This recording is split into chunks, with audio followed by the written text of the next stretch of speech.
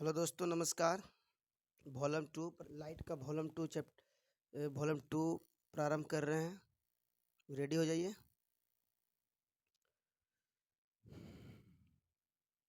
यहाँ पर पहला प्रश्न है कि जब प्रकाश की किरण दो माध्यम को अलग करने की सतह को लंबवत पड़ती है तो क्या होती है। तो मैं बता देना चाहता हूँ। मान लीजिए दो माध्यम है। मान लीजिए ये कांच है और ये हवा। तो और ये मतलब यहाँ से लाइट दिया गया। तो यहाँ से लाइट दिया गया तो जिस माध्यम से गया लंबवत जाने पर वह लंबवत ही निकल जाता है, यानी विचलित नहीं होती है। सीधी सी बात ध्यान देना है। यदि वो लंबवत जाती है तो वह लंबवत ही मतलब सीधे निकल जाती है, मतलब बिना वो विचलित नहीं होती वह किरण। इसीलिए इसलिए ध्यान देना है कि जब प्रकाश किरण दो माध्यम को अलग करती है तो बिना मुड़े सीधे निकल जाती है। नेक्स्ट क्वेश्चन, समतल दर्पण द्वारा बना प्रतिबिंब। यहाँ दो बातें ध्यान देना है। समतल दर्पण, कॉपी में नोट करिएगा इस बात को कि समतल दर्पण और उत्तल दर्पण, ये दोनों दर्पण में हमेशा काल्पनिक प्रतिबिंब बनता है। समतल दर्पण और उत्तल दर्पण में बना प्रतिबिंब हमेशा क्या होता है, हमेशा काल्पनिक होता है, आभासी होता है। हमेशा काल्पनिक होगा तो सीधा होगा। समतल दर्पण में बना प्रतिबिंब हमेशा काल्पनिक होता है। क्लियर। और उत्तल दर्पण में बना प्रतिबिंब हमेशा काल्पनिक होता है। यहाँ सही आंसर होगा बी। नेक्स्ट क्वेश्चन, किसी दर्पण की वस्तु का वास्तविक प्रतिबिंब मिल सकता है किस दर्पण में। तो बता देना चाहता हूँ कि वास्तविक प्रतिबिंब सिर्फ अवतल दर्पण में।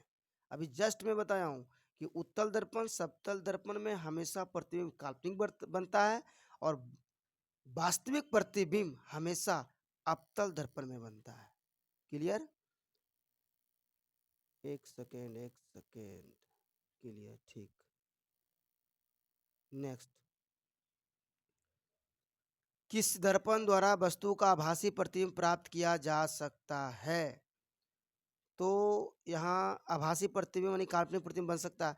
काल्पनिक समतल तो अवतल बनेगा, समतल और उत्तल ये तो कन्फर्म है। अवतल में भी काल्पनिक प्रतिबिंब बनता है जब वस्तु बिंब फोकस और ध्रुव के बीच रखा जाए, यानी अवतल दर्पण के जितना नजदीक होता है तो प्रतिबिंब आभासी बनता है। इसलिए सटीक आंसर होगा तीनों प्रकार का दर्पण। क्लियर। आभासी प्रतिबिंब, आभासी प्रतिबिंब अवतल दर्पण में वास्तविक प्रतिबिंब बनता है और काल्पनिक प्रतिबिंब बनता है। तो किसी वस्तु का छोटा था आभासी प्रतिबिंब किस दर्पण में बनता है। तो मैं बता देना चाहता हूँ, किसी वस्तु का छोटा आभासी प्रतिबिंब उत्तल दर्पण में बनता है। कौन दर्पण में, उत्तल दर्पण में। क्योंकि अवतल दर्पण में तो आभासी बनता है लेकिन वस्तु बिंब प्रतिबिंब के बराबर बनता है। तो इसलिए हमारा सटीक आंसर होगा डी, छोटा आभासी प्रतिबिंब उत्तल दर्पण बनता है। कहाँ पर स्थित वस्तु का प्रतिबिंब फोकस पर बनता है। तो दो तीन बातें यहाँ पर ध्यान, अनंत पर ध्यान दीजिएगा। यहाँ पर कुछ बात ऐसे क्लास में बता चुका हूँ, फिर यहाँ भी बता देना चाहता हूँ। अनंत पे रहने के बाद प्रतिबिंब वस्तु बिंब अनंत पर हो तो प्रतिबिंब कहाँ बनेगा, फोकस पर। फोकस पर रहेगा तो अनंत पर। ध्यान दीजिएगा इस बात को। अनंत पर है तो फोकस पर प्रतिबिंब बनेगा, फोकस पर है तो अनंत पे बनेगा। और वक्रता केंद्र पर हो तो वक्रता केंद्र पर ही बनेगा। क्लियर। बाकी क्लास में बता चुके हैं। क्लियर।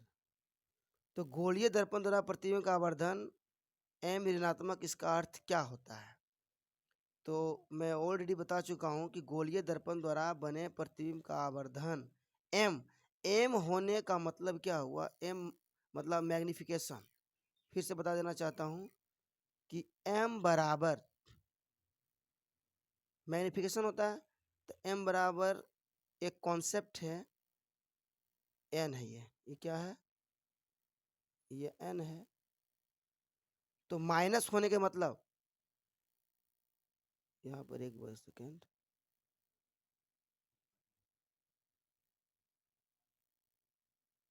माइनस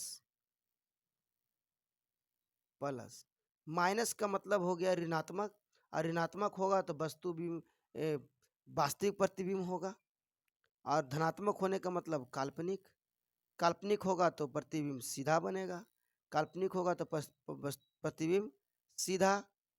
और ऋणात्मक होने का मतलब, ऋणात्मक होने का मतलब वो वास्तविक प्रतिबिंब बनता है, तो वास्तविक प्रतिबिंब हमेशा उल्टा बनता है। क्लियर? तो यहाँ पर क्या कह रहा है, ऋणात्मक होने का मतलब वास्तविक प्रतिबिंब, पिछले वीडियो में बता चुका हूँ इस बात को, तो देख लीजिएगा बढ़िया से। गोली दर्पण में प्रतिबिंब हमारे एम ऋणात्मक, इसका अर्थ है कि प्रतिबिंब उल्टा होता है। क्लियर? अच्छा, एक प्रकाश किरण समतल दर्पण से लंबवत आपतित होती है, तो समतल दर्पण में बना प्रतिबिंब, ध्यान दीजिएगा, समतल दर्पण में, समतल दर्पण के सामने कहीं भी वस्तु बिंब रख दिया जाए तो वह एक बिंदु के समान दिखाई पड़ता है, एक बिंदु के समान होता है। अब बिंदु के समान इसलिए होता है कि फोकस, समतल दर्पण का फोकस अनंत होता है, फोकस अवतल समतल दर्पण का फोकस दूरी अनंत होता है, इसीलिए कहीं भी बिंदु रख देने के, कहीं भी वस्तु में रख देने के बाद प्रतिबिंब, वस्तु कहीं भी रखा जाए समतल दर्पण के सामने, तो वो बिंदु के समान दिखाई पड़ता है। इसीलिए वो लंबवत होने का मतलब ये हुआ कि यदि यहाँ से किरण सीधी खींची जाए तो जिस माध्यम से वो आती है उसी माध्यम में पुनः, मतलब उसी माध्यम से, इस माध्यम से आई और इसी माध्यम में लौट गई, तो ये हमेशा लंबवत 0 डिग्री बनाती है। परावर्तन कोण मान हमेशा क्या होता है, 0। नेक्स्ट, समतल दर्पण का फोकस दूरी का मान होता है, समतल का फोकस दूरी का मान हमेशा, ये अभी जस्ट मैं बताया हूँ, अनंत होता है। ठीक, किसी शब्दकोश के छोटे छोटे अक्षरों को पढ़ने के लिए कौन सा उपयुक्त है, तो उत्तल लेंस का प्रयोग किया जाता है। किसी शब्दकोश के छोटे छोटे उत्तल लेंस का प्रयोग किया जाता है, तो उत्तल लेंस में और जितना नजदीक रहेगा फोकस उतना ही छोटे छोटे पढ़ने में उपयुक्त होता है। तो यहाँ पर देखा जाए तो डी आंसर सटीक है। लेंस का केवल काल्पनिक प्रतिबिंब बनते हैं, काल्पनिक प्रतिबिंब बनते हैं, सिर्फ सिर्फ केवल काल्पनिक प्रतिबिंब बनते हैं, तो केवल काल्पनिक प्रतिबिंब बनते हैं अवतल लेंस में, उत्तल लेंस में भी बनते हैं, लेकिन यहाँ पर देखा जाए तो केवल काल्पनिक प्रतिबिंब अवतल लेंस में ही बनता है। उत्तल लेंस में काल्पनिक और वास्तविक दोनों बनता है, लेकिन किसका प्रयोग लेंस में बनाने में नहीं किया जा सकता है। प्लास्टिक का किया जा सकता है, लकड़ी का किया जा सकता है, कांच का कर सकते हैं, लेकिन मिट्टी का नहीं कर सकते हैं। क्लियर? मिट्टी, हवा, पीतल, इस सब को नहीं कर सकते हैं। नेक्स्ट, निम्न में किसका निम्न में किसके द्वारा वास्तविक प्रतिबिंब प्राप्त किया जा सकता है? वास्तविक प्रतिबिंब उत्तल लेंस से, क्योंकि अवतल लेंस हमेशा वस्तु बिंब, प्रतिबिंब हमेशा काल्पनिक बनता है, इसलिए क्या होगा, इसलिए वास्तविक प्रतिबिंब उत्तल लेंस होता है। किसी माध्यम का वर्तनांक का मान कितना होता है, साइन आई बटे साइन आर, स्नेल्स लॉ का नियम है। किसी वर्तमान कितना होता है, साइन आई बटे साइन आर। सरल सूक्ष्मदर्शी का प्रयोग किया जाता है उत्तल लेंस। सघन माध्यम से विरल माध्यम प्रवेश करने पर आपतन कोण तथा अपवर्तन कोण में क्या संबंध है? जब सघन माध्यम से विरल माध्यम प्रवेश करता है, यहाँ पर 2-3 बातें बता देना चाहता हूँ, थोड़ा सा समझ लीजिए। जब प्रकाश की किरण, मान लीजिए ये हवा है और ये पानी, तो हवा हो गया विरल माध्यम, ये हो गया विरल माध्यम, और पानी हो गया सघन माध्यम। तो जब प्रकाश की किरण सघन माध्यम से विरल माध्यम से सघन माध्यम में प्रवेश करेगा, कौन माध्यम में? सघन माध्यम में प्रवेश करेगा, तो यहाँ पर ये अभिलंब हो गया, तो अभिलंब की ओर मुड़ जाता है। अभिलंब जैसी विचलन होती है अभिलंब की ओर मुड़ जाती है। तो विरल से सघन में प्रवेश करने पर अभिलंब की ओर मुड़ जाती है, और जब सघन से विरल की ओर प्रवेश करती है तो अभिलंब से दूर हट जाती है। सीधी बात समझना, यहाँ पर दो कॉन्सेप्ट याद रखना है। यहाँ पर जब प्रकाश की किरण विरल माध्यम से सघन माध्यम में प्रवेश करती है तो अभिलंब की ओर मुड़ जाती है, और जब सघन से विरल में प्रवेश करती है, सघन से विरल, तो सघन से विरल में प्रवेश करने के बाद वो अभिलंब से दूर हट जाता है। इसीलिए इसीलिए आपतन अपवर्तन कोण बड़ा हो जाता है, अपवर्तन कोण बड़ा हो जाता है। तो यही ध्यान देना है, यहाँ पर अपवर्तन कोण बड़ा, सी आंसर इसका सही होगा। मानव नेत्र में किस प्रकार का लेंस होता है? उत्तल लेंस। चलिए नेक्स्ट, एक सेकेंड, नेक्स्ट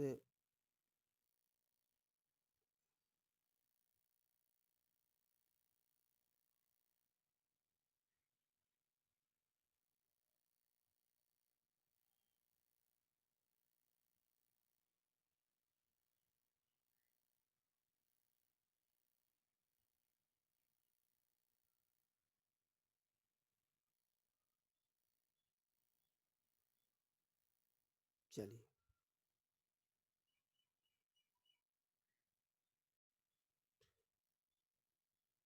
बढ़िया स्थिर से की लो, फूल हो की हाँ, तब फिर की होती वही देना। नेक्स्ट क्वेश्चन, आंख अपने लेंस की फोकस दूरी बदलकर या दूर निकल साफ साफ देख सकता है। समंजन क्षमता,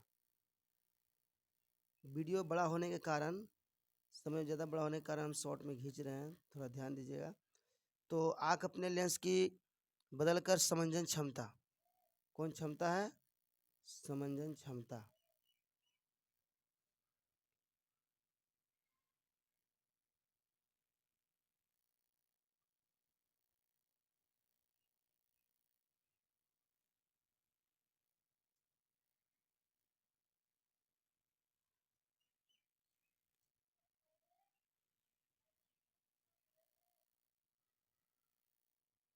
सॉरी सॉरी, समंजन क्षमता,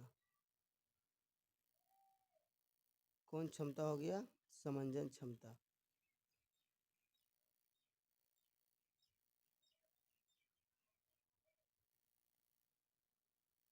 नेक्स्ट क्वेश्चन, आंख के लेंस की फोकस दूरी द्वारा परिवर्तित होती है।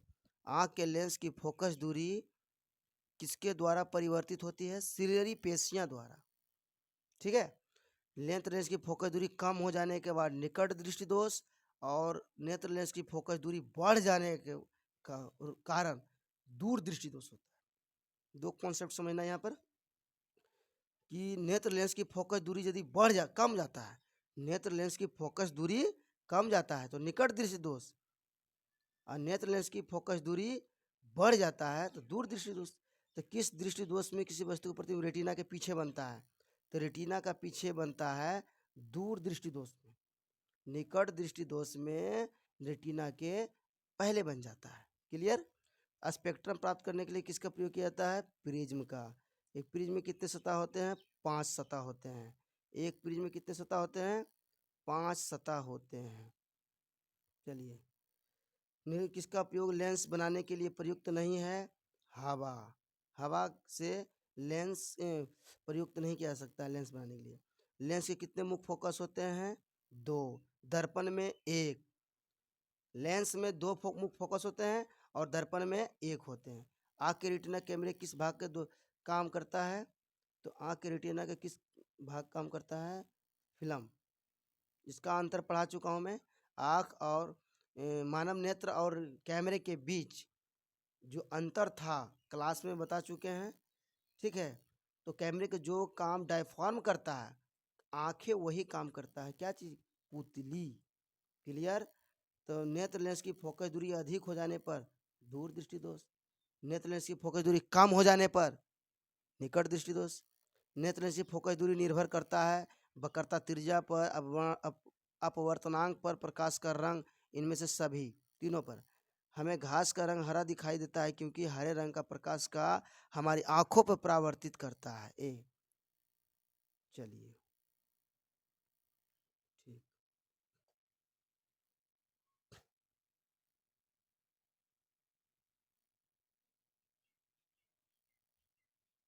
Next question. पानी में हवा का बुलबुला वैसे ही काम करेगा जैसे काम करता है अवतल लेंस। क्लियर। ये फैक्ट थोड़ा याद करने वाला है।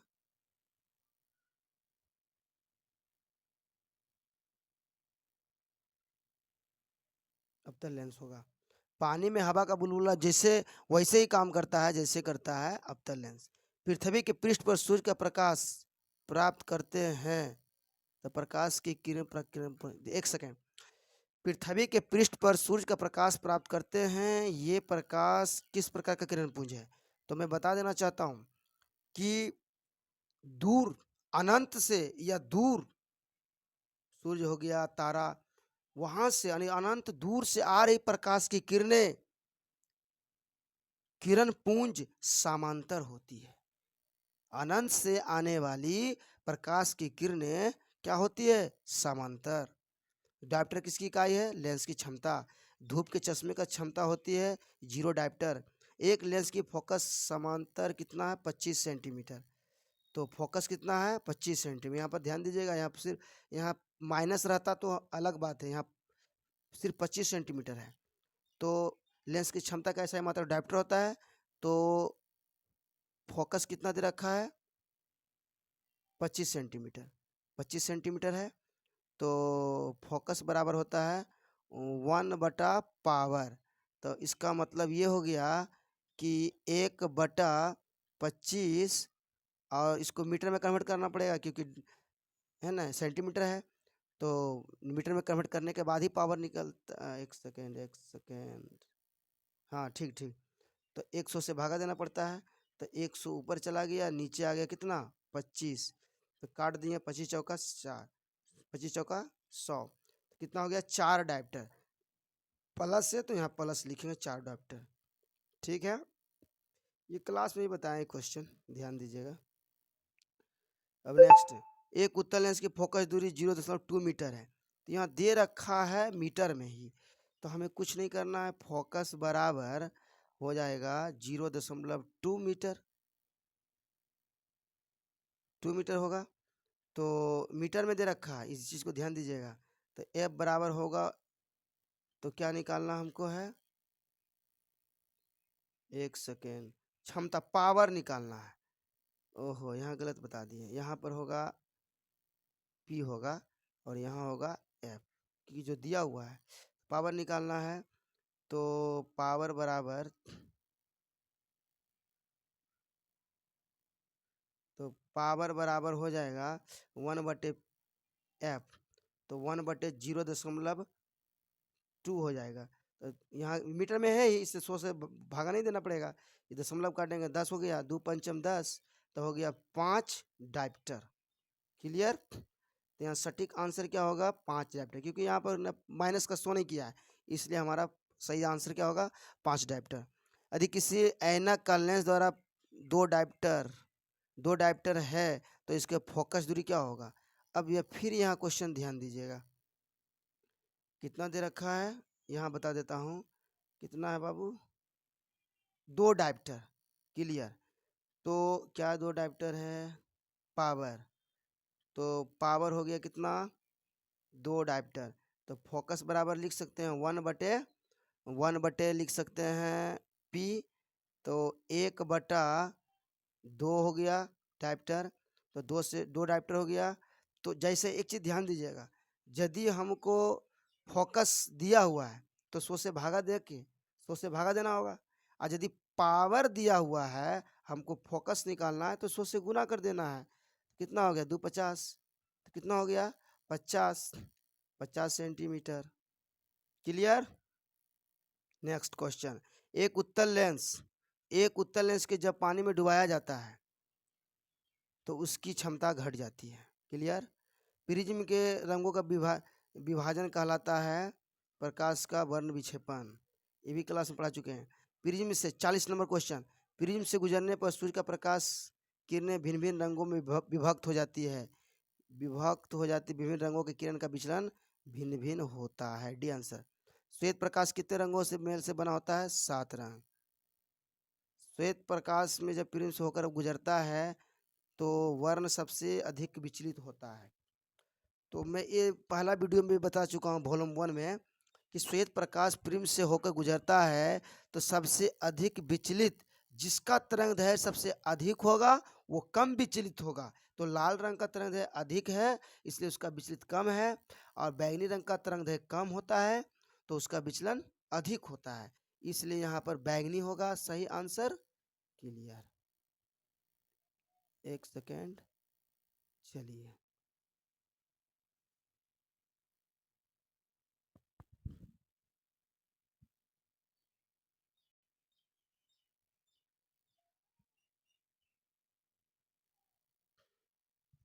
क्वेश्चन नंबर 43, जब प्रकाश की किरण विरल माध्यम से सघन माध्यम में प्रवेश करती है, ये पहले बता चुका हूं, विरल से सघन में प्रवेश किया, विरल से सघन तो अभिलंब की ओर झुक जाती है यानी अभिलंब की ओर मुड़ जाती है। क्लियर। और जब सघन से विरल गया तो अभिलंब से दूर हट जाता है।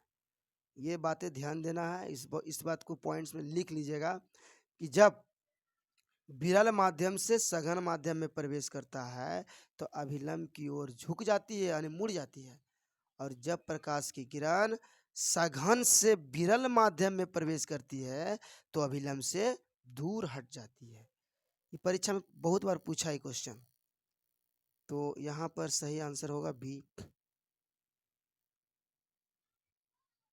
क्लियर हो गया यहाँ पर। एक सेकेंड, अभिलंब की ओर झुक जाती है। चलिए नंबर बी। 44 में हम लोग आते हैं, पूर्ण आंतरिक परावर्तन होता है। ये क्लास में बेहतरीन ढंग से बताए हैं, ध्यान दीजिएगा। पूर्ण आंतरिक परावर्तन होता है जब प्रकाश जाती है। तो सीधी सी बात है, दो बातें यहाँ ध्यान देना है। पूर्ण आंतरिक परावर्तन में दो विशेष बात है, ध्यान देने योग्य बात है कि पूर्ण आंतरिक परावर्तन जब भी होती है तो सघन से विरल माध्यम में। पहली बात तो यहाँ विरल बरल जो शुरू में दे रखा है कैंसिल हो जाएगा, तो जो भी सघन माध्यम से विरल माध्यम, और पहली बात प्रकाश की किरण सघन माध्यम से विरल माध्यम जाएगा, और दूसरी बात क्रांतिक कोण आपतन कोण क्रांतिक कोण से अधिक होता है। आपतन कोण से अधिक क्या होता है? क्रांतिक कोण। तो आपतन कोण क्रांतिक कोण से अधिक होता है। आपतन कोण क्रांतिक कोण से अधिक होता है। दूसरी बात, पहली बात सघन माध्यम से विरल माध्यम, तो सही आंसर होगा बी। इंद्रधनुष किस कारण से बनता है? तो इंद्रधनुष सटीक आंसर होगा अपवर्तन और परावर्तन। अपवर्तन और परावर्तन। यहाँ पर पूर्ण आंतरिक होना चाहिए, कोई दिक्कत नहीं है, सही बात है, डी होगा।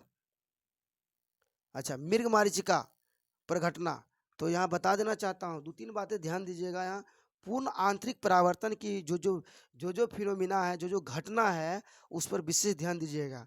मृग मारीचिका पहली बात, मृग मारीचिका हो गया, उसके बाद हो गया मिर्च मारीचिका के बाद हो गया फिर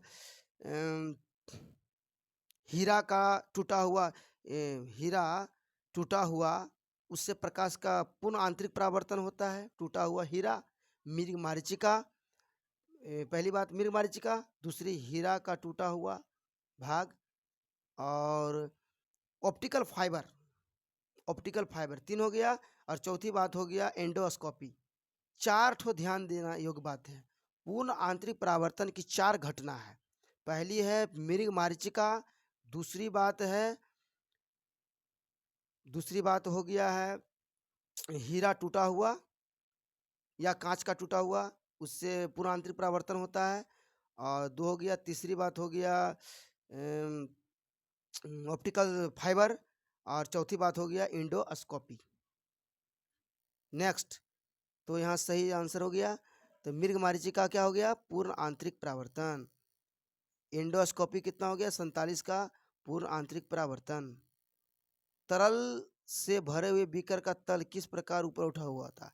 एक चीज ध्यान देने योग्य बात है, ऊपर उठा हुआ प्रतीत होना और जल, यदि इस टाइप का सेंटेंस रहे तो आंख बंद करके एकदम अपवर्तन मार दीजिएगा। क्लियर? चलिए नेक्स्ट बात, क्या हम बोले?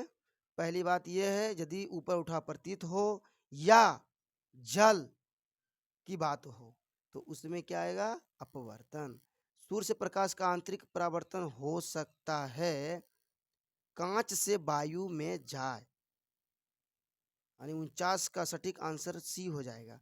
चटका हुआ कांच का चटकीला, यही पूर्ण टोटल इंटरनल रिफ्लेक्शन यानी पूर्ण आंतरिक परावर्तन होगा। इंद्रधनुष तब बनते हैं जब सूर्य का प्रकाश वायुमंडल में वर्षा के बूंदों पर गिरने बर्तन और पूर्ण आंतरिक अपवर्तन। ठीक है, तो यहाँ हो जाएगा ए, पूर्ण आंतरिक परावर्तन होने पर होगा। यहाँ पर थोड़ा सा कट गया है। अच्छा नेक्स्ट, इंद्रधनुष के कितने रंग होते हैं? 7 रंग बता चुके हैं, विबज्योर। नेक्स्ट, प्रकाशीय फाइबर, ऑप्टिकल फाइबर, ये भी पूर्ण आंतरिक परावर्तन है। क्लियर? चलिए नेक्स्ट, हो गया ये वाला।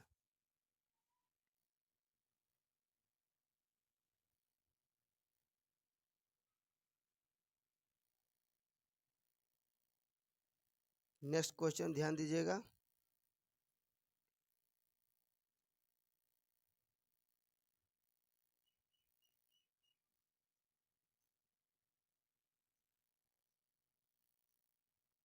आँख के किस भाग पर आँखों में प्रवेश करने वाले मात्रा नियंत्रित करता है?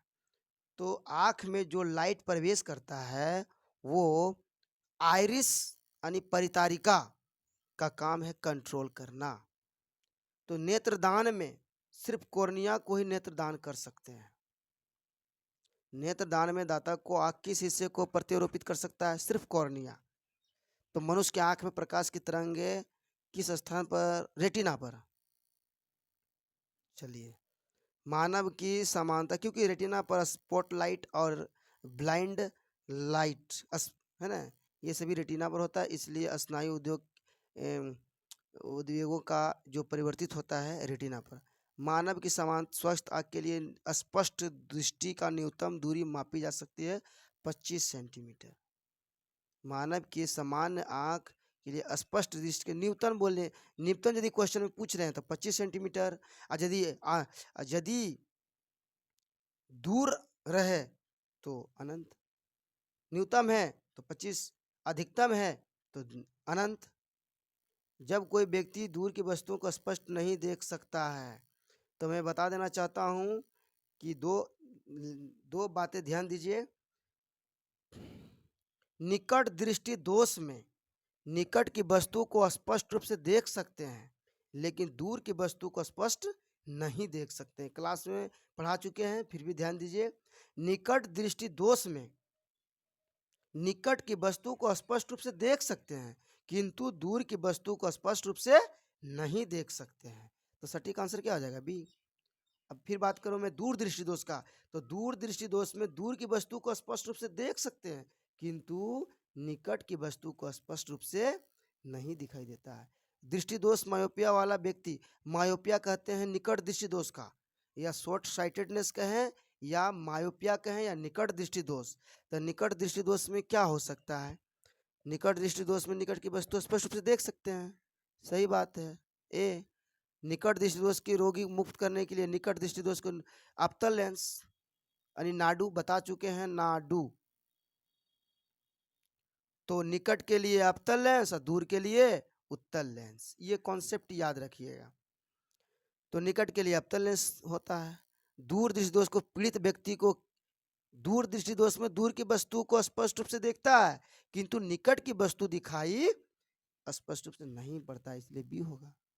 दूर दृष्टि दोष से पीड़ित व्यक्ति में चश्मे के रूप में उत्तल लेंस कॉन्सेप्ट के अनुसार नाडू, ध्यान दीजिएगा इस पर। बुढ़ापे में दूर दृष्टि वह खराबी होती है जिसमें लेंस अपनी प्रतिष्ठा को खो देता है। प्रतिष्ठा का मतलब हो गया लचीलापन खो देता है। वर्णनहीनता को किस लेंस से दूर किया जा सकता है? कोई लेंस से दूर नहीं किया जा सकता है, ठीक है, क्लियर। जरा दृष्टि दोष प्रेस बायोपिया के उपचार के लिए बाइफोकल लेंस का प्रयोग किया जाता है। इस तरह से क्वेश्चन समाप्त हो चुका है। ठीक है, धन्यवाद।